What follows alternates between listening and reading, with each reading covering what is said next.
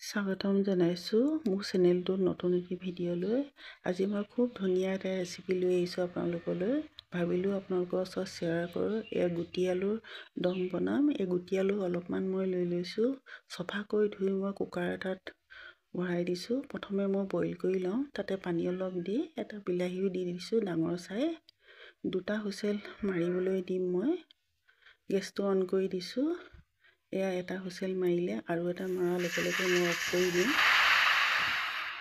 এতিয়া ঠাণ্ডা হ'লত মই কুকাৰটো ঢাকনিখন খুলি চাইছোঁ। খুব ধুনীয়াকৈ সিজি গৈছে। এই বিলাহীটোও খুব ধুনীয়াকৈ সিজিছে দেখিছেনে।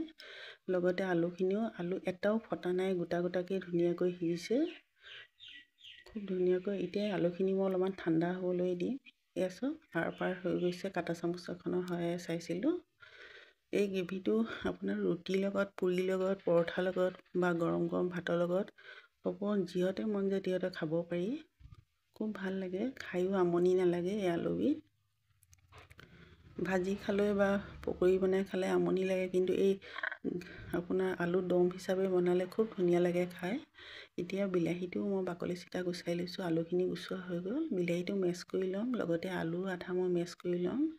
কেৰাহী এখনত মই সৰিয়হৰ তেল অলপ গৰম কৰি লৈছোঁ। তাতে শুকান জলকীয়া দুটা দিছোঁ, লগতে পাঁচফোৰণ এচামুচ দি দিছোঁ। পাঁচফোৰণখিনি ফুটাৰ লগে লগে মই পিঁয়াজখিনি ঢালি দিছোঁ, লগতে কেঁচা জলকীয়া দুটা। জলকীয়া জ্বলা মই বেছি ব্যৱহাৰ কৰা নাই, আপোনালোকে যদি বেছিকৈ খায় বেছিকৈ দিব। আলু এইখিনি মই মেছ কৰি ল'লোঁ আৰু অলপমান মই গোটাকৈ ৰাখিছোঁ। এনেকৈ দুভাগে কৰিলে খুব ভাল হয়। নবনোৱা কেৰাহীত নথলা আগতে প্ৰথমেই আলুখিনি মেছ কৰি ল'ব লাগে, নহ'লে অসুবিধা হয়। যিহেতুকে এই আলুবিধ অকণ টান হয়। লগতে মই বিলাহী পেষ্টটো ঢালি দিছোঁ। এতিয়া খুব ধুনীয়াকৈ লৰাই দিছোঁ তল ওপৰ কৰি। সোৱাদ অনুসৰি নিমখ দিম এতিয়া। লগতে হালধি দিছোঁ, জিৰা পাউডাৰ দিছোঁ, ধনিয়া পাউডাৰ দিছোঁ আৰু গৰম মছলা অলপমান দিছোঁ।